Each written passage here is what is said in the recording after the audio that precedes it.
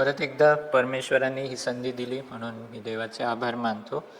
आणि आज आपण लेव्य या पुस्तकातून अभ्यास करणार आहोत. बरेच लोकांनी जर बायबल वाचायला सुरुवात केली असेल तर लेव्यकडे आल्यावर लोक थांबून जातात आहे ना, कारण फक्त नियम आणि नियमच आहेत त्या पुस्तकामध्ये. आणि म्हणून जे सुरुवात उत्पत्ती आपल्याला आवडतं वाचायला, निर्गम पण लेव्यमध्ये आल्यावर काय करायचं असं वाटतं, कुठं आलो आपण है ना, कोणत्या गोष्टींमध्ये आलो. आणि सर्व अर्पण आणि जे पशुचे अर्पण आणि हे सर्व नियम, इतिहास काहीच नाही आहे लेव्यमध्ये, फक्त नियमावर नियम आहेत. पण आणि त्यामुळे लोक कंटाळतात आणि त्यांना पुढं जावंसं वाटत नाही. पण लेव्य हे पुस्तक खूप महत्त्वाचं आहे आणि त्याच्यामध्ये जर आपण पाहिलं तर सगळेच्या सगळे शब्द जर आपण पाहिले तर ते देवाचेच शब्द आहेत है ना, डायरेक्ट देवाचे शब्द आहेत. आणि म्हणून देवाची काय आज्ञा आहे हे आपल्याला जाणणं खूप महत्त्वाचं आहे.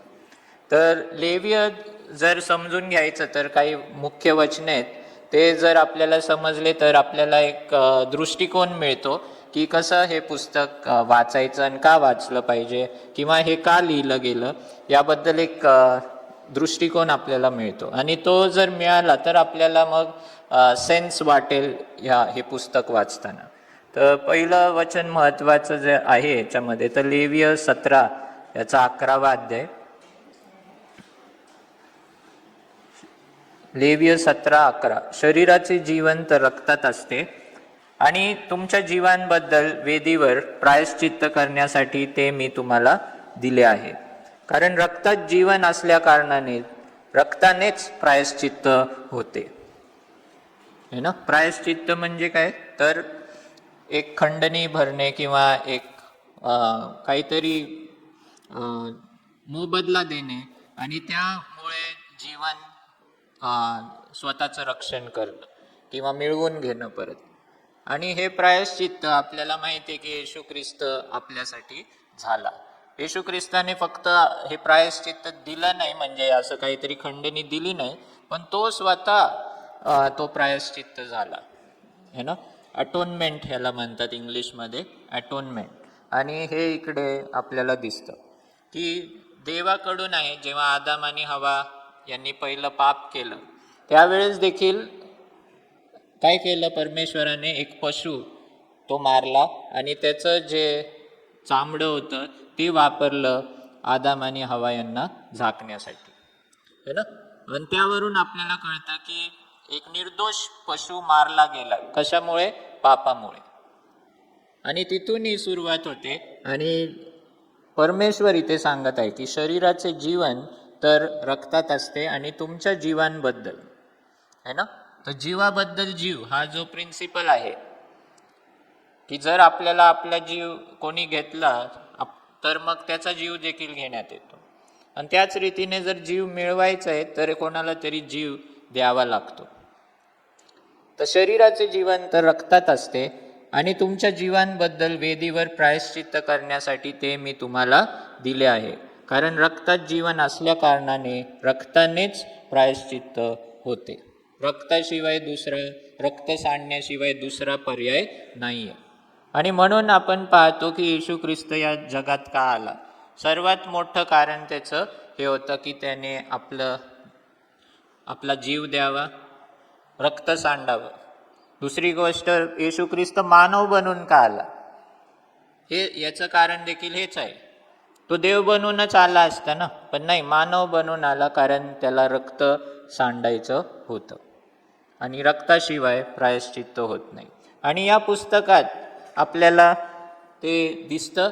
या पुस्तकात आपल्याला क्लिअर होतं हे की जे काही पशुचे अर्पण आणि जे काही गोष्टी याच्यात दिलेल्या आहेत ते किती महत्त्वाच्या होत्या. येशू ख्रिस्त येऊपर्यंत परमेश्वर येशूला आणणारच होता, मग एवढे पशु मारण्याची काय गरज होती.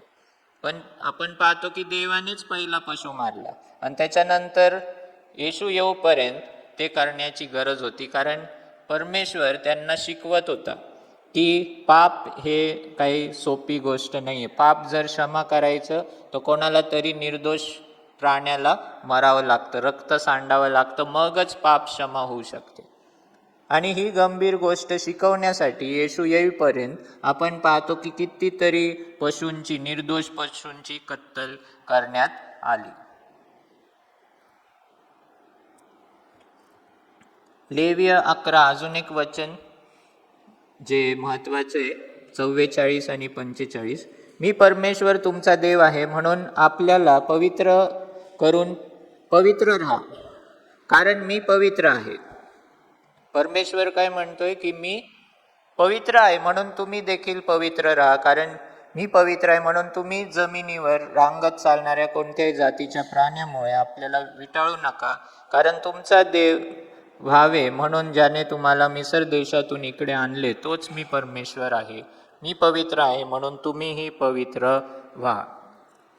पवित्र या शब्दाचा अर्थ काय आहे तर बऱ्याच वेळा आपण शुद्ध असं म्हणतो, पण पवित्र म्हणजे वेगळा, आपल्यापेक्षा पूर्णपणे वेगळा आणि अनन्य, युनिक त्याला म्हणतात. परमेश्वर कोणासारखाही नाही, वेगळा आहे तो. आणि म्हणून तो म्हणतो की तुम्ही देखील वेगळे व्हा, तुम्ही देखील माझ्यासारखे व्हा, अनन्य असं व्हा, तुम्ही माझे लोक म्हणून, तुम्ही माझं शरीर म्हणून तुम्ही राहिलं पाहिजे. आणि म्हणून तो म्हणतो की जसं मी आहे तसं तुम्हालाही व्हावं लागेल. माझ्या ज्या रिक्वायरमेंट्स आहेत ते तुम्हालाही ते कराव्या लागतील, ते तुम्हाला पाळाव्या लागतील. तसंच हे वचन आहे लेविय 20:26, तुम्ही माझ्या प्रित्यर्थ पवित्र व्हावे म्हणून मी परमेश्वर पवित्र आहे, तुम्ही माझेच असावे म्हणून मी तुम्हाला इतर राष्ट्रांपासून वेगळे केले आहे. हे बघा, इथे वेगळे केले आहे पवित्र राहण्यासाठी. आणि हे वचन देखील म्हणजे वेगळं कसं व्हायचं तर शुद्ध राहण्यासाठी फक्त नाही, पण या जगामध्ये राहून जगाच्या घाणीपासून वेगळं राहणं, जगाच्या वाईटापासून स्वतःला वेगळं ठेवणं. जग वाईट आहे, जगातील गोष्टी वाईट आहेत, पण तुम्ही जगात राहून, आपण सर्व जगात राहून वेगळे देवासारखं राहणं, देवाचं प्रतिनिधित्व करणं, हे देवाची इच्छा आहे. आणि देवाचं प्रतिनिधित्व कसं करू शकतो आपण तर आपल्या वागण्याद्वारे. सूड उगवू नकोस किंवा आपल्या भाऊबंदापैकी कोणाचा दावा धरू नकोस, तर तू आपल्या शेजाऱ्यावर स्वतःसारखी प्रीती कर, मी परमेश्वर आहे. होय, हे वचन जुन्या करारातच आहे ना. आपल्याला वाटतं की येशूने हे वचन सांगितलं की जसं तू आपल्यावर करतो तसं शेजाऱ्यावर कर, पण हे वचन लेवियमध्ये आहे. आणि देवाचं प्रतिनिधित्व, त्याच्या होलीनेसचं प्रतिनिधित्व आपण कसं करू शकतो, या प्रकारे सूड न उगवून आणि आपल्यावर जशी प्रीती करतो तसं आपल्या शेजाऱ्यावर देखील प्रीती करून, या रीतीने देखील होलीनेस, जे प्रॅक्टिकल होलीनेस आहे, पवित्रता जी आपल्या व्यावहारिक जीवनात आपण ती दाखवतो, ती या रीतीने आपण दाखवत असतो. आपण पाहिलं की मागच्या वेळेस की इस्रायल लोक हे लाल समुद्र पार करून सिनाई पर्वताजवळ आलेले आहेत. आणि सिनाई पर्वतावर जवळ आल्यावर ते तिथेच त्या सिनाई पर्वताच्या पायथ्याशी 1 किंवा 2 वर्ष, 1 वर्ष मला वाटतं ते तिकडे होते. आणि निर्गम 19 पासून जर तुम्ही पाहिलं, निर्गम 19 पासून 40 पर्यंत, आणि मग लेवियचं पूर्ण पुस्तक आणि गणना 1 ते 10, हे जे दिसते तुम्हाला, हे जे सर्व चॅप्टर्स आहेत, निर्गम 19 ते 40, लेवियचे सर्व 27 अध्याय आणि गणना 1 ते 10, हे सर्व अध्याय हे इस्रायल कुठेच जात नाहीये, इस्रायल एकाच ठिकाणी आहे. इस्रायल एकाच ठिकाणी आहे, सिनाई पर्वताच्या पायथ्याशी. आणि तिथे परमेश्वर त्यांना हे सगळे नियम शिकवतोय. तिथे ते मंडप बांधायला तो इन्स्ट्रक्शन्स देतोय. आणि आपण पाहिलं की निर्गम मध्ये निवास मंडप ते कसं बांधायचं ते सर्व इन्स्ट्रक्शन्स दिल्यावर ती पवित्र जागा त्यांनी तयार केली. आता त्या पवित्र जागेत देवाची आराधना कशी करायची, त्या पवित्र जागेमध्ये देवाची आराधना कशी करायची हे देखील परमेश्वर सांगते. इथे बघा सर्व काही परमेश्वराकडूनच आहे. ती पवित्र जागाचं डिझाईन देखील परमेश्वरानेच दिलंय. मोशेने आपल्या आयडियाप्रमाणे ते डिझाईन बनवलं नाही, देवच सगळं डिटेलनी सांगतोय. एक एक फूट तो सांगत आहे, एक एक फूट की कसं असलं पाहिजे, प्रत्येक फर्निचर कसं असलं पाहिजे ते तो सांगतोय. तर ती पवित्र जागा बनवायची कशी ते देखील परमेश्वराने सांगितले. आणि मग लेवियमध्ये माझी आराधना कशी करायची ते देखील परमेश्वरच सांगतोय. कोणता पशु वापरायचा, कसा वापरायचा, काय कोणता पशु नाही वापरायचा, कोणत्या गोष्टी नाही वापरायच्या, कसं करायचं हे सर्व काही परमेश्वरच सांगत आहे.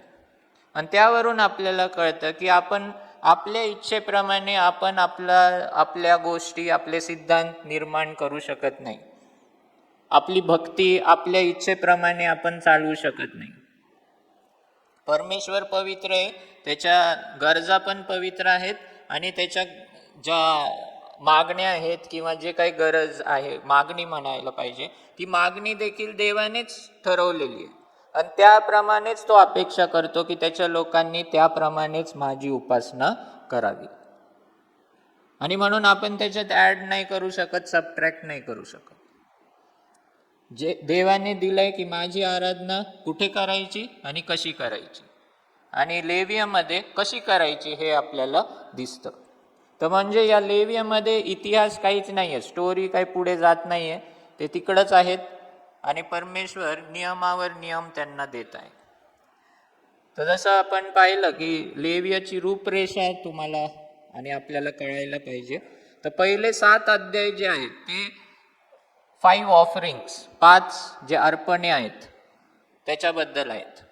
वेगवेगळी अर्पणे मी थोडक्यात तुम्हाला सांगेल कोणती अर्पणे, पण पहिले 7 अध्याय हे त्याच्याविषयी आहेत की परमेश्वर म्हणतो की हे 5 प्रकारचे ऑफरिंग तुम्ही मला सादर केले पाहिजे.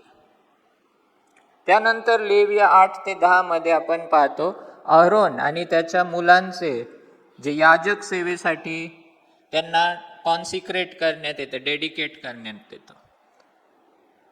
अहरोनचे 4 मुलं होते, नादाब, अबिहू, एलिएझर आणि इथमार असे. तर हे सर्व देवाने निवडलं होतं अहरोन आणि त्याच्या मुलांना मुख्य याजक बनायसाठी, महायाजक बनायसाठी. आणि त्यांचं समर्पण 8, 9 आणि 10 मध्ये दिलेलं आहे.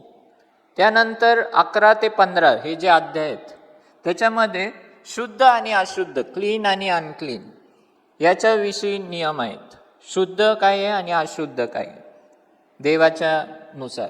तर ते आपल्याला 11 ते 15 मध्ये दिसतं. मग 16 मध्ये, 16 जसा काय एक मधला चॅप्टर आहे, मुख्य चॅप्टर आहे, तर 16 मध्ये प्रायश्चित्ताचा दिवस, डे ऑफ अटोनमेंट, या दिवसातच मुख्य याजक परमपवित्र स्थानामध्ये जाऊ शकत होता. पूर्ण वर्षातून एकदाच तो दिवस येत होता, 7व्या महिन्याचा 10वा दिवस. त्यावेळेस मुख्य याजक कोकऱ्याचं रक्त घेऊन किंवा मेंढ्याचं रक्त घेऊन तो आत जायचा आणि त्या कोशाच्या ठिकाणी त्या दयासनावर ते शिंपडायचं, आणि त्यामुळे इस्रायलचं एका वर्षासाठी पाप क्षमा व्हायची. तर ते परमपवित्र स्थानात जर तुम्ही, इथे मी एक फोटो टाकला होता, नंतर येईल, तर त्या फोटोमध्ये आपल्याला दिसतं की एक पवित्र स्थान आहे आणि एक परमपवित्र स्थान आहे. त्यात परमपवित्र स्थानात कोणच जाऊ शकत नव्हतं, फक्त महायाजक जाऊ शकत होता, आणि ते देखील वर्षातून एकदाच. आणि त्यावेळेस म्हणजे या दिवशी, प्रायश्चित्ताच्या दिवशी तो तिकडे जायचा. प्रायश्चित्त म्हणजे काय की काहीतरी किंमत मोजली जावी लागायची आणि ती दिल्यावर मग पाप क्षमा मिळायची. आणि ते या 16व्या अध्यायात त्याचं प्रोसिजर दिलेलं आहे. मग लेविय 17 ते 21 तिथे जे बाकीचे लोक आहेत, म्हणजे याजकांसाठी खूप इथे इन्स्ट्रक्शन दिलेले आहेत, पण म्हणजे लेवियांसाठी, पण बाकीचे इस्रायलचे लोक ते देखील याजक होते जगासाठी, आणि म्हणून त्यांच्यासाठी पण काही नियम पवित्रतेचे 17 ते 21 मध्ये दिलेले आहेत. आणि मग 22 ते 25 मध्ये इस्रायलचे 7 सण आपण पाहतो. ते 7 सण पण मी तुम्हाला दाखवून कोणकोणते सण आहेत ते, आणि ते कसे पाळायचे त्याचे इन्स्ट्रक्शन या 22 ते 25 मध्ये दिलेले आहे. मग शब्बात दिवस कसा पाळायचा, शब्बात वर्ष कसं पाळायचं, आणि जुबिली वर्ष कसं पाळायचं त्याचे इन्स्ट्रक्शन्स दिलेले आहेत. आणि मग शेवटचे जे 2 अध्याय आहेत 26 आणि 27, त्याच्यामध्ये मोशे त्यांना कराराचं महत्त्व सांगते.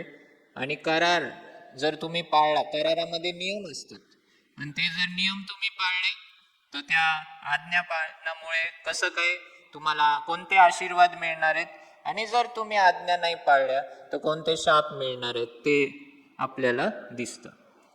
तर आपण पहिल्यापासून सुरुवात करू. ते लेविय 1 ते 7 त्याच्यामध्ये 5 अर्पण आहेत. तर ते कोणकोणते आहेत, तर होमार्पण म्हणजे बर्न्ट ऑफरिंग, अन्नार्पण, मील ऑफरिंग, शांती अर्पण, पीस ऑफरिंग, पापार्पण, सिन ऑफरिंग, दोषार्पण, गिल्ट ऑफरिंग.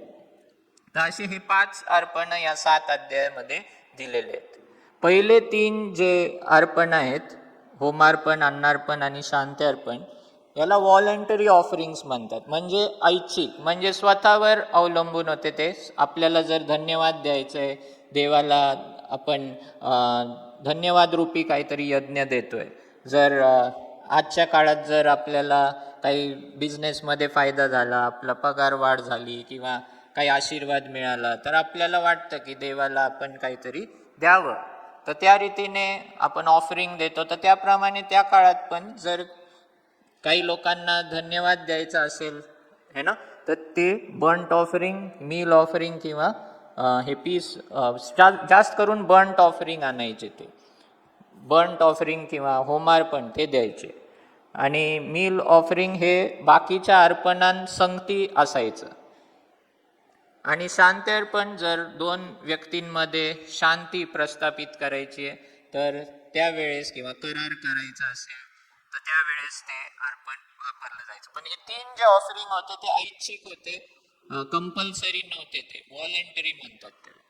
पण हे पापार्पण आणि दोषार्पण हे जे 2 ऑफरिंग्स आहेत ते कंपल्सरी ऑफरिंग्स होते, म्हणजे त्याला काही ऑप्शन नव्हतं.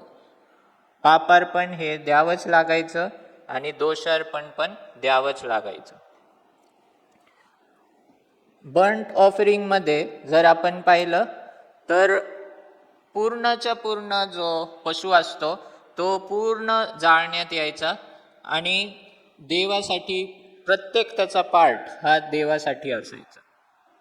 आणि तसंच सीन ऑफरिंग मध्ये पण पापार्पण आणि बर्न्ट ऑफरिंग याच्यामध्ये काही फरक नाही आहे. बर्न्ट ऑफरिंग आणि सीन ऑफरिंग मध्ये पूर्णच्या पूर्ण पशु हा देवासाठी त्या वेदीवर जाळण्यात यायचा. याजक काही घेऊ शकत नव्हता ना लोक त्याच्यातून काही घेऊ शकत होते. पूर्णच्या पूर्ण पशु देवासाठी अर्पण करायचे. फक्त हा फरक होता बर्न्ट आणि सीन ऑफरिंग मध्ये, की बर्न्ट ऑफरिंग हे ऐच्छिक होतं, सीन ऑफरिंग हे कंपल्सरी होतं. अन्नार्पणामध्ये अन्न आणायचे. त्याच्यात जर तुम्ही वाचलं तर इथे धान्य, पीठ, जैतून तेल, धूप, भाजलेली भाकरी, असं या सर्व गोष्टी असायचे. खमीर, मध नसायचा. आणि होमार्पणाबरोबर हे अन्नार्पण पण दिलं जायचं. आणि शांती अर्पण जे फेलोशिप किंवा पीस ऑफरिंग हे कळपातील दोषरहित प्राणी, विविध प्रकारच्या बकऱ्या या देण्यात यायच्या. आणि या सर्व ऑफरिंग्समध्ये आपण पाहतो की जो पशु असायचा तो त्याच्यामध्ये कुठलाही दोष नसला पाहिजे, थोडा पण दोष नसला पाहिजे. तर अशा रीतीचं पशु हा अर्पण करण्यात यायचा. पण हे जे शांती अर्पण होतं त्याच्यामध्ये लोक किंवा याजक त्याच्यातून काही भाग स्वतःसाठी घेऊ शकत होते. समजते तुम्हाला? त्याच्यातला भाग ते घेऊ शकत होते, पण जे होमार्पण होतं त्याच्यात काहीच भाग ते घेऊ शकत नव्हते. आता हे देखील खूप महत्त्वाचं आहे. याच्यातून आपल्याला देवाचं मन कळतं. जसं मी सांगितलं तुम्हाला की पापार्पण हे कंपल्सरी असायचं, त्याला म्हणजे ऑप्शन नव्हता, तर काही ना काही देवापुढे आणावंच लागायचं.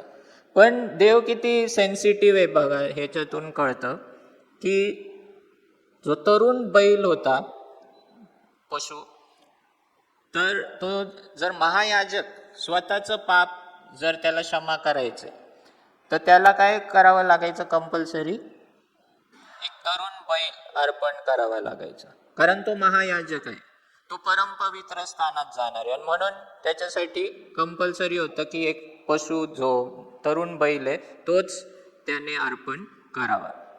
मग जो नेते आहेत इस्रायलमध्ये, नेते, त्यांच्यासाठी जो नर बकरा आहे तो कंपल्सरी होता.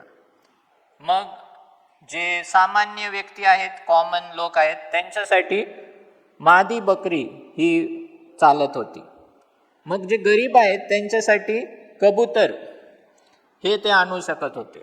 आणि जे अत्यंत गरीब आहेत त्यांनी पशु पण नाही आणलं तरी चालत होतं, पीठ ते आणू शकत होते. म्हणजे परमेश्वराला पाहिजे की कोण, असं लिहिलंय बायबलमध्ये की कोणी माझ्या पुढं रिकाम्या हाताने येऊ नये, है ना, कोणी माझ्या समोर रिकाम्या हाताने येऊ नये. आणि ह्याच्यातूनच जुन्या करारात पण आपल्याला दिसतंय की परमेश्वर लोकांविषयी काळजी करत आहे. आणि जे अत्यंत गरीब आहेत, ज्यांना एक पशु पण घेता येत नाही विकत, त्यांनी काय आणावं? देव म्हणतोय फक्त पीठ आणावं. म्हणजे जुन्या करारात पण देव किती सेन्सिटिव्ह होता लोकांसाठी, किती तो काळजी करायचा. काही प्रेशर नव्हतं, पीठ तर कोणी आणू शकतंय ना, पीठ. आणि अत्यंत गरीब जे होते ते पीठ आणायचे, आणि जे गरीब होते त्यांना कबूतर देखील ते आणू शकत होते.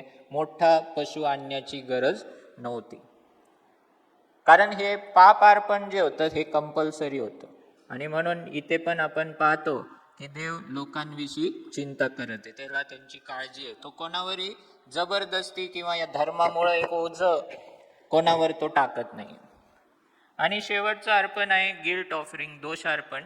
म्हणजे जर कोणी कोणाचं काही चोरी केलं, कोणी कोणाचे 100 रुपये चोरी केले, तर त्याला 100 रुपये परत द्यावे लागायचे, वर 20 रुपये द्यावे लागायचे. तर अशा रीतीने एक म्हणजे अर्पण पण द्यावं लागायचं, त्याचा परतफेड पण करावी लागायची, आणि 20% जास्त त्याला द्यावं लागायचं. तर अशा रीतीने हे दोष अर्पण होतं. तर हे 2 अर्पण हे कंपल्सरी होते. आणि हे याच्याबद्दल तुम्ही 1 ते 7 मध्ये तुम्ही पाहू शकता, 1 ते 7 अध्याय. मग 8 ते 10 जे अध्याय आहेत त्याच्यामध्ये मी सांगितलं तुम्हाला की आरोन आणि त्याच्या मुलांचं देवाने काय केलं, देवाने सांगितलं मोशेला की तू त्यांचं समर्पण कर याजक सेवेसाठी. तर त्यांना जेव्हा समर्पण करत होती तेव्हा मोशेने सगळ्या नियम त्यांना सांगितले आणि त्यांना काळजी घ्यायला सांगितली की देव पवित्र आहे, त्याच्या गोष्टी त्याच्या आज्ञेनुसारच सर्व गोष्टी करा, नाही केल्या तर त्याचा कोप भडकेल. पण आपण पाहतो की आरोनाचे जे 2 मुलं होते, नादाब आणि अबिहू, ते देवापुढे असं लिहिलंय की त्यांनी स्ट्रेंज फायर प्रेझेंट केलं, जो असा अग्नी असा सादर केला जो देवाच्या नियमांनुसार नव्हता. म्हणजे मी जसं सांगितलं की देवाने त्याची उपासना कशी करायची हे देखील सांगितलं होतं की माझ्या पुढे तुम्ही येता तेव्हा हे नियम पाळायचे आणि मगच यायचं. जर नाही आला तुम्ही माझ्या पुढे त्या रीतीने तर मग मी भडकणार आहे. माझे ते रिक्वायरमेंट्स आहेत. आणि इथं आपण पाहतो की नादाब आणि अबिहू यांनी देवाने जे सांगितलं होतं ते सोडून काहीतरी वेगळा अग्नी तिथं सादर केला. वेगळा अग्नी म्हणजे काय, किंवा जी पद्धत होती अग्नी घेऊन पुढे जायची, किंवा जे मसाले किंवा ज्या गोष्टी स्पाइसेस देवाने सांगितले होते की तेच वापरायचे. तुम्हाला माहिती आहे का, जे मसाले आणि जे तेल तिकडं निवास मंडपामध्ये वापरायचे ना, ते त्या प्रकारचं त्या स्पाइस मधून आलेलं तेल हे घरात वापरू शकत नव्हते. त्या कॉम्बिनेशनचं देवासाठी जे वापरलं जायचं ते वेगळं असायचं, ते पवित्र असायचं. आणि जे भांडे होते, ज्या गोष्टी होत्या ज्या टॅबरनॅकल मध्ये वापरायचे, ते घरी घेऊन जाऊ शकत नव्हते. ते पवित्र गोष्टींसाठीच वापरलं जायचं. पण या लोकांनी काळजी घेतली नाही. यांना वाटलं चालतंय, चला काही दुसरं केलं तरी चालेल. आणि म्हणून त्यांनी जेव्हा ते अर्पण केलं तेव्हा असं लिहिलंय की देवाच्या प्रेझेन्स मधून अग्नी आला आणि ह्यांना मारून टाकलं. आणि आरोनचे 4 मुलं होते, 2 मुलं इथेच मेले.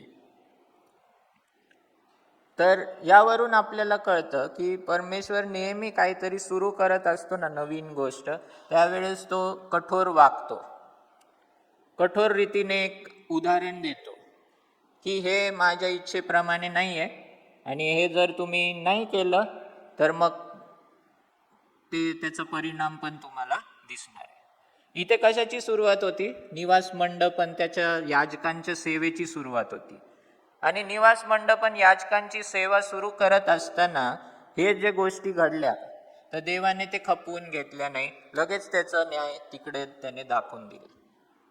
त्याचा अर्थ आज देखील तो तीच अपेक्षा करतो. देव काही बदलला नाही, पण तो सगळ्यांना मारत सुटू शकत नाही, नाही तर कोणच उरणार नाही, आपण पण नाही उरणार कदाचित. पण देवाचे रिक्वायरमेंट्स हे तसे आहेत. आपण पाहतो नवीन करारात देखील जेव्हा मंडळी नवीन सुरुवात झाली होती, आठवतं तुम्हाला, मंडळीची नवीन सुरुवात झाली होती आणि हनन्या आणि सफीरा यांनी काय केलं, जे पैसे होते त्यांनी फील्ड विकलं होतं, तर त्याचे अर्धेच पैसे आणले आणि खोटं बोलले ते की आम्ही पूर्ण आणलेले आहेत. परमेश्वराने तिथं पण सुरुवात होती म्हणून लगेच त्यांना तिथंच मारलं, हे दाखवायला की परमेश्वराचे जे रिक्वायरमेंट्स आहेत ते खूप त्या पातळीचे आहेत, आणि जर आपण ते पाळत नाही तर त्याला न्याय आहे. जेव्हा केव्हा काहीतरी नवीन सुरुवात होतं, परमेश्वर अशा रीतीने तो दाखवतो. मग 11 ते 15 मध्ये आपण पाहतो, 11 ते 15 अध्याय, त्याच्यामध्ये मी सांगितलं शुद्ध आणि अशुद्ध याच्याबद्दल लिहिलेलं आहे. तर 11वा अध्याय जर तुम्ही पाहिलं तर ते फूड लॉज विषयी, कोणते प्राणी खायचे आणि कोणते प्राणी नाही खायचे याच्याविषयी खूप मोठी यादी आहे. आणि त्याच्यात असं लिहिलंय की ज्यांचे खूर दुभंगलेले आणि जे रवंत करतात ते तुम्ही खाऊ शकता, ते शुद्ध प्राणी आहेत. जसे काय इथं दिसते का तुम्हाला, हे खूर असतं तर ते दुभंगलेलं आहे. आणि जे रवंत पण करतात, रवंत म्हणजे माहिती आहे ना तुम्हाला, गाय जशी खाते आणि मग परत बसल्यावरती पोटातलं परत तोंडात आणते, त्याला इंग्लिशमध्ये रुमिनेट म्हणतात, है ना? काय म्हणतात? नाही, रुमिनेशन काहीतरी म्हणतात असं, हां, रुमिनेट है ना. तर ते परत रवंत, मराठीत रवंत म्हणतात त्याला. तर 2 गोष्टी असल्या पाहिजे त्या प्राण्यांमध्ये, खूर पण दुभंगलेलं पाहिजे आणि रवंत पण केलं पाहिजे. तेच प्राणी तुम्ही खाऊ शकता आणि देवाला अर्पण पण करू शकता. जे तुम्ही खात नाही ते देवाला अर्पण नाही करू शकत. जे नाही खात ते तुम्ही देवाला अर्पण करू शकत नाही. तर त्यामध्ये आपण जास्त करून नाही का, हे जे म्हणजे डुक्कर आहे, पिग है ना, त्यालाच आपण हे मानतो, काय अशुद्ध मानतो. पण तुम्हाला माहिती आहे का की ह्याच्यात खेकडा पण आहे, लॉबस्टर पण आहे, तो देखील अशुद्ध आहे. जे प्रॉन्स आहेत ते देखील अशुद्ध आहेत, पण ते मात्र आपण खातो. है ना. तर फक्त पिगच अशुद्ध आहे असं नाही, अजून बरेच प्राणी, काही काही मासे, काही माशांमध्ये ज्यांना फिन्स आहेत, है ना, ते आहे. हां, खवले पण आहेत, तेच शुद्ध आहेत. ज्यांना नाही आहेत खवले ते शुद्ध नाही आहेत. तर अशा रीतीने बरेच पेत्राला याच सर्व गोष्टी देवाने दाखवल्या होत्या, आणि पेत्र म्हटलं हे मी नाही करत, हे नाही करत. पण देव म्हणतो की ते ॲक्च्युली लोकांविषयी होतं, पण आपल्यासाठी हे नियम नाही आहेत. हे बरेच लोक म्हणतात हे शुद्ध त्यांना म्हणजे आजारापासून दूर ठेवण्यासाठी होतं. असे खूप कारणं लोक सांगतात की हे नियम त्याच्यासाठी होते, पण ते तेवढ्यासाठीच नव्हतं. जसं मी आत्ताच दाखवलं तुम्हाला, आपण प्रॉन्स खातो, खेकडे खातो, लॉबस्टर खातो, तर सगळेच काही तेच कारण नव्हतं की आजारापासून दूर राहणं. हे देवाने त्यांना एक हे वेगळं होण्यासाठी त्यांच्या जेवणाद्वारे पण ते वेगळे राहतील. त्याला काही कारण नाही आहे विशेष असं, आणि म्हणून कारण शोधण्याचा आपण प्रयत्न करू नये. पण जेवणाद्वारे पण, त्यांच्या क्लोदिंगद्वारे, जेवणाद्वारे, सर्व गोष्टीद्वारे ते स्वतःला वेगळं दाखवतील यासाठी होतं. आणि हे ह्याच्यासाठी पण नाही की आम्ही शुद्ध खातो आणि तुम्ही सगळं अशुद्ध खाता म्हणून तुम्ही अशुद्ध आहात, हे पण त्याच्या मागचं कारण नव्हतं. इतरांना खाली दाखवण्यासाठी असं काही नव्हतं. हे आपण लक्षात ठेवलं पाहिजे. मग रवंत करण्यामागं एक मी असंच अभ्यास करत होतो, तर मला असं एक हे आलं की रवंत करणं काय असतं की जे पोटात गेलंय ते परत ते तोंडात आणतात आणि अजून त्याच्यावर चावतात आणि अजून मग हे करतात. तर त्याचं जे तुलना आहे ना ती मनन करण्याशी जोडलेली आहे. मनन पण तसंच असतं, माहिती आहे ना. आपण काहीतरी ऐकतो आणि मग आपण परत ते मनात आणतो आणि त्याच्यावर विचार करतो, बरोबर. मनन करताना तर एकाने असं सांगितलं की रवंत करणारे प्राणी का खायला लावले, कारण देवाची इच्छा आहे की त्याचे लोक हे देखील मनन करणारे व्हावे, देवाच्या वचनावर, देवाच्या गोष्टींवर. दुसरी गोष्ट, हे पण जे असतं काय, आपण डायरेक्ट लवकर फटकन बोलणारे न व्हावे. आपण विचार करून आपले शब्द निवडून मग आपण बोलावं. काही लोक म्हणतात आम्ही काय मनात ठेवत नाही, आम्ही सगळं बोलून टाकतो, पण ते काही चांगली गोष्ट नाही आहे ती पूर्णपणे. आणि ते दुसऱ्यांना दोष देतात की आम्ही मनात ठेवत नाही, तुम्ही लोक शांत बसता, तुम्ही मनात ठेवतात. तर ते पण चुकीचं आहे, मनात ठेवणं. आणि जे लोक फटकन बोलून देतात आणि मग म्हणतात की आम्ही शुद्ध झालो, आता आम्ही बोलून टाकलो, तर ते पण चुकीचं आहे. पण लोकांनी बोलण्याआधी विचार करावा जरा की आपण काय बोलतोय. आणि असे देवाचे लोक असावे अशी देवाची इच्छा आहे. तर खाण्याद्वारे पण देव त्यांना काहीतरी स्पिरिच्युअल गोष्टी शिकवतोय. खाण्याद्वारे पण देवाचा स्वभाव तो त्यांना शिकवते. 12वा अध्याय हे स्त्रियांविषयी आहे आणि त्यांचं शुद्धीकरण किती दिवस असायला पाहिजे आणि त्यानंतर ते शुद्ध होतील. आता स्त्रिया ज्या गोष्टीतून जातात तर ते काय अशुद्ध करणारे नाही आहे त्यांना, उलट पण ते जी गोष्ट आहे ते शरीराची जसं काही म्हणजे या पृथ्वीवर आजार किंवा अपरिपूर्णता किंवा काही रक्त या गोष्टी पृथ्वीच्या आहेत आणि स्वर्गामध्ये या गोष्टी नाही आहेत. स्वर्गामध्ये हे स्वर्गाचा भाग हे नाही आहेत. आणि म्हणून देवाला पाहिजे की ज्या पृथ्वीवरच्या गोष्टी आहेत ते आणि स्वर्गाच्या गोष्टी याच्यामध्ये मिक्स नाही झालं पाहिजे. आणि त्यामुळं देव ह्या शुद्धतेच्या गोष्टी तो सांगत आहे. आणि फक्त स्त्रियांनाच नाही, जर आपण 13 आणि 14 मध्ये पाहिलं आणि 15 मध्ये पाहिलं तर हे पुरुषांसाठी पण आहे. अजून एक गोष्ट होती की जे शारीरिक स्त्राव जे इथं लिहिलेलं आहे, तर ते देखील देवाचं जे पवित्र स्थान आहे त्याच्यापासून दूर ठेवलं पाहिजे. या गोष्टी का ठासून सांगितलेल्या आहेत बायबलमध्ये? कारण त्या काळात ती गरज होती. कारण त्या काळात जी भक्ती होती ना इतर देवांची, त्याच्यामध्ये हे लैंगिक गोष्टी इन्व्हॉल्ड होत्या. या लैंगिक गोष्टीमुळे त्यांची भक्तीच त्याच्यामध्ये होती. आपण पाहतो की बायबलमध्ये जे इतर धर्म होते, इतर इस्रायल लोक पण त्याच्या नादी लागले होते आणि त्या मंदिरांमध्ये त्यांच्या जे प्रॉस्टिट्यूट्स होते, वेश्या होत्या है ना, आणि मेल प्रॉस्टिट्यूट्स पण होते. तर त्यांच्या भक्तीमध्ये हे सर्व गोष्टी चालायच्या.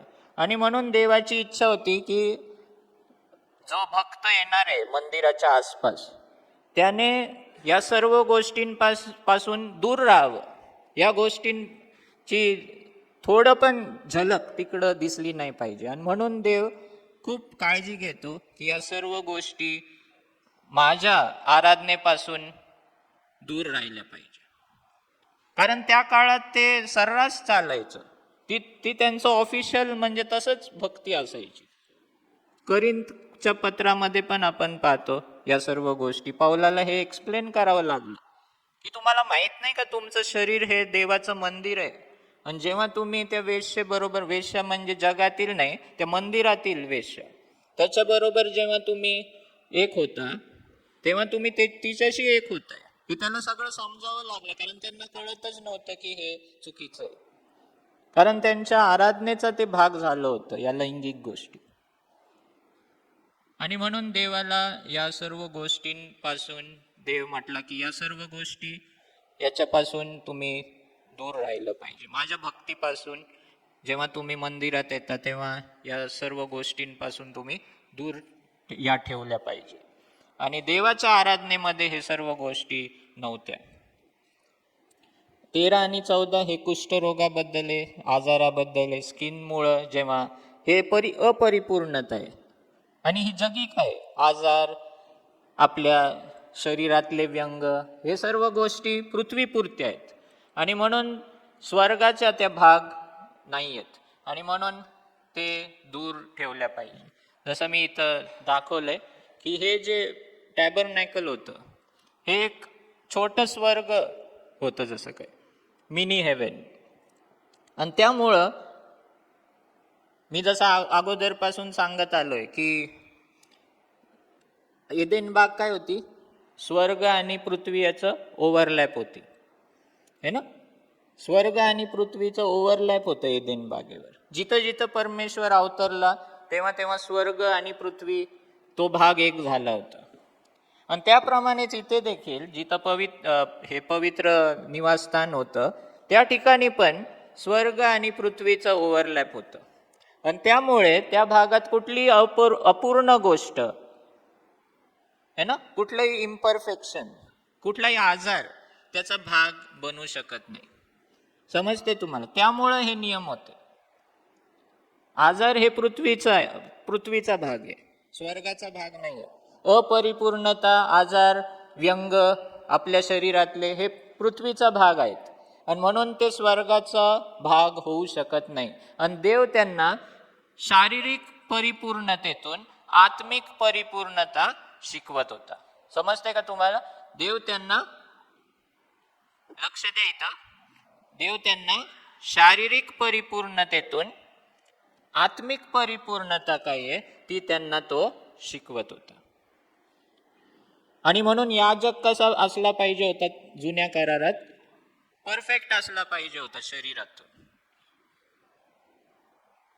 याजकामध्ये शरीरामध्ये कुठलंही व्यंग नसायला पाहिजे होतं. का? कारण तो देवाचं प्रतिनिधित्व करत आहे. पशु कसे असले पाहिजे अर्पण करण्यासाठी? कसे असले पाहिजे पशु? परिपूर्ण परिपूर्ण असले पाहिजे. लंगडे लुळे आंधळा झालाय नाही का द्या देवाला, तसं चालत नव्हतं. का? कारण ते पशु देखील कोणाचं प्रतिनिधित्व करत होते? येशू ख्रिस्ताचं, जो देवाचा कोकरा येणार आहे. महायाजक देखील परिपूर्ण असला पाहिजे, कारण तो देखील देवाचं प्रतिनिधित्व करतो. म्हणून शारीरिक परिपूर्णतेतून देव त्यांना त्याची आत्मिक जी गरज आहे, आत्मिक मागणी आहे, ती त्यांना तो शिकवत होता. समजते तुम्हाला? त्यामुळे हे जे नियम तुम्ही लैव्य व्यवस्था वाचाल, लैव्य पुस्तक वाचाल, तेव्हा हे असे अजब नियम तुम्हाला खूप दिसतील. पण ह्याच्या मागं कारण हे होतं, देवाचं देव कसा परिपूर्ण आहे, देव कसा वेगळा आहे, हे तो वेगवेगळ्या रीतीने दाखवत होता.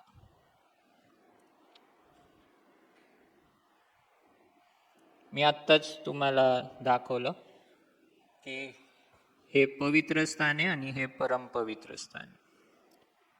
तर 16व्या अध्यायामध्ये आपण येतो. आता 16व्या अध्यायामध्ये मी तुम्हाला सांगितलं प्रायश्चित्ताचा दिवस, डे ऑफ अटोनमेंट. तर त्यावेळेस एक वर्षातून एकदाच मुख्य याजक त्या परमपवित्र स्थानात जायचा. पण ते करण्या अगोदर तो देखील एक मनुष्य आहे आणि त्याला पाप क्षमेची गरज आहे, म्हणून तो स्वतः आपल्यासाठी एक बैल, तरुण बैल तो अर्पण करायचा. त्याचं रक्त घेऊन तो आत जायचा, त्यानंतर परत बाहेर यायचा आणि मग लोकांसाठी 2 मेंढे हे तो घेऊन जायचा. हे परमपवित्र स्थानातलं देवाचं जे मर्सी सीट त्याला म्हणतात, आर्क ऑफ गॉड, हे करूब आहेत 2, आणि तिकडे त्या दयासनामध्ये ते रक्त शिंपडण्यात यायचं. तो जेव्हा आत जायचा ना, तेव्हा ही धूपवेदी असायची तिथे. ते धूप जेव्हा पूर्ण धूर व्हायचा, त्या धुरामध्ये तो जायचा. का? कारण देवाचं जे स्थान आहे ते त्याला दिसू नये डायरेक्ट, म्हणून त्या धुरामध्ये तो प्रवेश करायचा. मग जसं मी सांगितलं की 2 मेंढे तो घ्यायचा आणि हे लोकांसाठी आहे. एक जो बकरा होता त्याला मारण्यात यायचं लोकांसाठी, दुसऱ्या बकऱ्याला वाळवंटात सोडून टाकायचे. त्याच्यावर हात ठेवून सर्व योम किप्पूर त्याला म्हणतात. योम म्हणजे दिवस, किप्पूर म्हणजे अटोनमेंट, डे ऑफ अटोनमेंट. तर त्या दिवशी सर्व लोक पश्चाताप करायचे. 10 दिवस पश्चाताप चालायचा. त्या 10व्या दिवशी मग त्या ह्याच्यावर हात ठेवून सर्व पाप कबूल करायचे. ते पाप सर्व त्या बकऱ्यावर ट्रान्सफर व्हायचे आणि मग त्याला बाहेर सोडून द्यायचे वाळवंटात. अशा रीतीने देव पापाला जसा काय तो घेऊन जाते लांब, आपल्यापासून दूर करते, पाप क्षमा करते. जसं स्तोत्रामध्ये लिहिलंय ना, पूर्व जशी पश्चिमेपासून दूर आहे, तसं त्याने आपले अपराध आपल्यापासून दूर केले आहे. त्या रीतीने हे व्हायचं. एकदा एक मुस्लिम व्यक्ती मला, म्हणजे ते डिबेट करत असताना ते म्हणत होते की कसं काय असं होऊ शकतं की तुम्ही पाप करताय. आजच्या काळात जर कोर्टामध्ये एक व्यक्ती अपराधी आहे आणि त्याला तुम्ही सजा दिलेली आहे आणि मग दुसरा व्यक्ती येतो आणि तो म्हणतो की ह्याला सोडून टाका, मी ह्याच्याच बदले मी शिक्षा घेतो. असं चालतं का? असं होईल का? जज मान्य करेल काय है ना? आणि त्यावेळेस मला हेच आठवलं.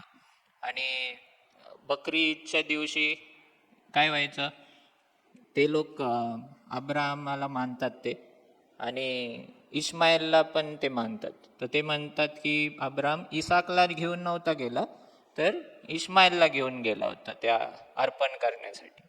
मग मी त्याला सांगितलं की त्यावेळेस इस्माईलला नाही मारलं ना त्यांनी, म्हणजे त्यांच्या ह्याच्याप्रमाणे. तर कोणाला एक तिथं बकरा त्याने देवाने दिला.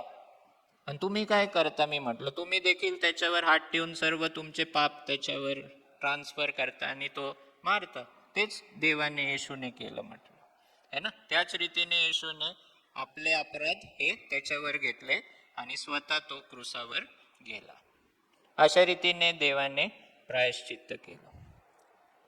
निर्गम 25-22, 1 योहान 2:2 मध्ये लिहिलेलं आहे, येशू आपल्या पापांबद्दल प्रायश्चित्त आहे. येशू स्वतः प्रायश्चित्त आहे, केवळ आपलाच नाही तर सर्व जगाच्याही पापांबद्दल तो आहे. आणि हेच पहिले योहान 4:10 मध्ये पण लिहिलेलं आहे. ठीक आहे. तर हे 16वा अध्याय खूप महत्वाचा आहे. आणि हे पुस्तक, लेवीय पुस्तक देखील खूप महत्वाचं आहे. कारण जर हे नाही आपण समजून घेतलं तर इब्रियस पत्रामध्ये काय लिहिलंय ते आपल्याला काहीच कळणार नाही. आणि येशू कसा आपल्यासाठी देवाचा कोकरा बनला ते देखील कळणार नाही. आणि म्हणून लेवीय पुस्तक हे खूप महत्वाचं आहे. 40 पेक्षा जास्त वेळा लेवीय मधून कोट केलेलं आहे नवीन करारामध्ये. आणि म्हणून लेवीय याच्याकडे दुर्लक्ष करू नका. 17 ते 21 जे अध्याय आहेत त्याच्यामध्ये परत लोकांसाठी नियम आहेत. यज्ञ कुठं करायचा आणि रक्त प्यायचं नाही, रक्त खायचं नाही, याबद्दल नियम आहेत. का? कारण रक्तामध्ये जीवन आहे. मग निषिद्ध यौन संबंध आहे ना, काही इथं लिहिलेलं आहे, समलिंगी संबंध, पशु संगम आहे ना, या सर्व गोष्टी देवाला. आणि कोणकोणते यौन संबंध चुकीचे आहेत हे सर्व लिस्ट 18व्या अध्यायामध्ये दिलेली आहे. 19 अध्यायामध्ये आपली वागणूक कशी असली पाहिजे शेजाऱ्याबरोबर, लोकांबरोबर, हे सर्व गोष्टी 19 मध्ये दिलेल्या आहेत. 20 मध्ये कोणत्या कृत्यांसाठी मृत्यूदंड आहे ते दिलेलं आहे. तिकडे क्लिअरली देवाने सांगितलंय की मला मानव बली हे चालत नाही. देवाला मनुष्य बली आवडत नाही, हे क्लिअरली तिकडे लिहिलेलं. आणि मग 21 मध्ये आपण पाहतो की याजकांसाठी विशेष नियम आहेत 21व्या अध्यायात 21 आणि 22 मध्ये. तर तिथे आपण पाहतो की याजक कसे पवित्र राहिले पाहिजे, त्यांच्यासाठी जास्त कठोर नियम होते. महायाजकाचं आई वडील पण मेले ना तरी त्यांच्या शरीराला हात ते लावू शकत नव्हते. का? कारण मृत्यूने ते अशुद्ध होत होते. मृत्यू म्हणजे शव जे आहे त्याला शिवल्याने ते अशुद्ध होत होते. आता हा नियम काय? परत तोच नियम, म्हणजे कॉन्सेप्ट कळायला पाहिजे की मृत्यू हा जगी गोष्टीचा आहे, पृथ्वीवरची गोष्ट आहे. आणि म्हणून मृत्यूचा आणि टॅबरनॅकल त्याचं मिक्स नाही झालं पाहिजे. आणि म्हणून महायाजक हा आतपर्यंत जायचा. आणि म्हणून त्याचे आई वडील पण मेले तरी त्याच्या शवाला ते हात लावू शकत नव्हते. ज्यांच्या बरोबर ते लग्न करायचे ते देखील कुमारी असली पाहिजे, दुसऱ्या व्यक्तीपासून असलेली स्त्री नसली पाहिजे. का? कारण ते पवित्र आहेत, ते देवाच्या ह्याच्यात जातात. आणि म्हणून ते कुठल्याही गोष्टीने ते विटाळू शकत नव्हते स्वतः. परत एकदा तेच प्रिन्सिपल की शारीरिक परिपूर्णतेतून देवाला आत्मिक परिपूर्णता दाखवायची होती. आणि 22 ते 23 संपलं, आता थोडंच आहे. 22 ते 23 मध्ये 23 ते 25 या 3 याच्यामध्ये 7 सण आहेत. मी जास्त वेळ घेणार नाही, पण हे 7 सणांचे जे नाव आहेत तेच मी तुम्हाला दाखवतोय. पास ओव्हर, वलांडन सण, आपला जो गुड फ्रायडे येणार आहे त्या दिवशी यहुद्यांचा कोणता सण असतो? वलांडन. तो मार्च एप्रिल मध्ये त्याची डेट असते.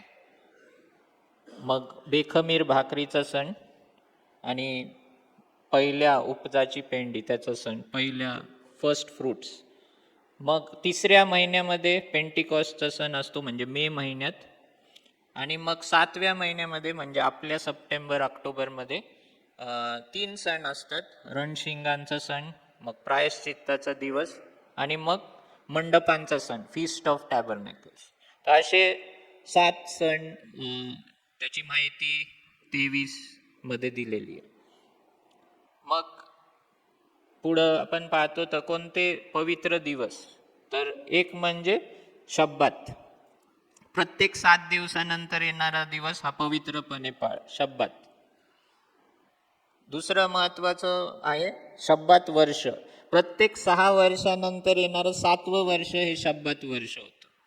त्या वर्षात त्यांनी फार्मिंग करायची नाही, काही काहीच करायचं नाही. जे काही 6व्या वर्षात मिळणार आहे त्याच्यावरच सर्व वर्ष काढायचं, असं देवाने सांगितलं होतं. आता याच्यामध्ये विश्वास खूप महत्वाचा होता, भरोसा, जो इस्रायलने कधीच केलं नाही, कधीच पाळला नाही. एकही वर्ष त्यांनी पाळलं नाही. ते प्रत्येक वर्षी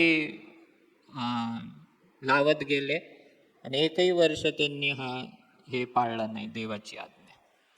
आणि मग 7 सब्बात वर्षानंतर म्हणजे 49 वर्षानंतर 50वं वर्ष जे येतं त्याला जुबिली वर्ष म्हणतात. आणि त्या जुबिली वर्षामध्ये कोणी कोणाचं कर्ज घेतला असेल, काय घेतला असेल, ते सर्व जमीन हे सर्व त्यांना परत देण्यात यायची. आता त्याच्यासाठी पण काही नियम होते, नाही तर काही लोकांना वाटेल आपण 49व्या वर्षी कर्ज घेऊ मोठं आणि मग 50व्या वर्षी आपल्याला परत मिळणार. तर तसं काही चालत नव्हतं. ते किती वर्ष राहिलेले आहेत त्याच्यावर, त्या बेसिसवर कर्ज मिळायचं. जर जास्त वर्ष राहिले तर मग जास्त कर्ज मिळायचं, कमी वर्ष राहिले तर कमी कर्ज मिळायचं. पण देवाने ही सिस्टीम का केली होती की जे लोक श्रीमंत आहेत ते अजून श्रीमंत होतं, ते जे गरीब आहेत ते अजून गरीब होत होते. तर थोडं एक बॅलन्स राहावं, त्यासाठी देवाने या सर्व गोष्टी केल्या होत्या. देवाची इच्छा होती की प्रत्येक यहुदी माणसाकडं त्याची स्वतःची जमीन असावी. आणि 25 आणि 26-27 मी ऑलरेडी सांगितलं की करार आहे, आणि त्याच्यामध्ये आज्ञापालन केलं तर कसं तुम्हाला आशीर्वाद मिळणार आहे, आणि करार नाही पाळला तर कोणते शाप येणार आहेत, हे 26 आणि 27 मध्ये दिलेले आहेत. आणि हे तुम्हाला ऑलरेडी मी सांगत आलो की बायबलच्या कोणत्याही पुस्तकात लेवियापेक्षा जास्त देवाचे थेट शब्द नाहीत. मग नवीन करारात लेविया 40 वेळा कोट केला आहे. आणि इब्रियस पुस्तक जर समजायचं असेल तर मग लेवीय पुस्तक याचा अभ्यास आपल्याला केला पाहिजे. मग प्रायश्चित्ताचे जे सिद्धांत आहेत, डॉक्ट्रिन ऑफ अटोनमेंट, हे आपल्याला लेवियामध्ये दिसतं. आणि आपल्याला लेवियामध्ये देवाच्या पवित्रतेची झलक ही आपल्याला दिसते. देव कसा पवित्र आहे आणि त्याची इच्छा आहे की आपण देखील पवित्र असावं. त्याच्या ज्या रिक्वायरमेंट्स आहेत तो कसा कठोरपणे ते सर्व कायदे पाळतो. आणि हे सर्व कोणी पूर्ण केले? कोणत्या व्यक्तीने नाही, पण येशू ख्रिस्ताने. आणि त्यामुळे आपण श्वास घेऊ शकतो. जर येशू नसता तर मग त्याची जी मागणी होती ती कोणीच पूर्ण करू शकत नव्हतं. मग आपल्याला काय करायचंय? येशूने जे पूर्ण केलं, जे आपल्याकडून शक्य नव्हतं, ते धन्यवाद देत आपलं जीवन जगायचे बस. आणि त्याला आवडेल असं आपल्याला जगायचं. तर हेच आपल्याला कळतं. पण आपल्याला लेवियामधून देवाची पवित्रता कळते आणि देवाचं परिपूर्णता, आणि त्याची कशी जी रिक्वायरमेंट होती प्रायश्चित्ताची, ती परिपूर्ण अशी रिक्वायरमेंट होती. आणि ती मानव काय पूर्ण करू शकत नव्हता, फक्त येशू ख्रिस्तच हे करू शकला. आणि म्हणून त्याला मानव बनावं लागलं. आणि म्हणून त्याने शुद्ध राहून एक शुद्ध असं सॅक्रिफाईस त्याने देवाला दिलं. आणि त्यामुळे तो पडदा दुभगून गेला, है ना. आणि आता असे कुठलंही कुंपण राहिलेलं नाही देवाकडे जाण्यासाठी. म्हणून आपण देवाच्या समक्षतेत जाऊ शकतो. तर या सर्व गोष्टी करण्यासाठी लेवीय पुस्तक हे खूप महत्त्वाचे आहे. ते आपण लक्षात ठेवावं आणि देवाला भिवून आणि धन्यवाद देत आपलं जीवन आपण जगावं, हीच आपण प्रार्थना केली पाहिजे. थँक्यू.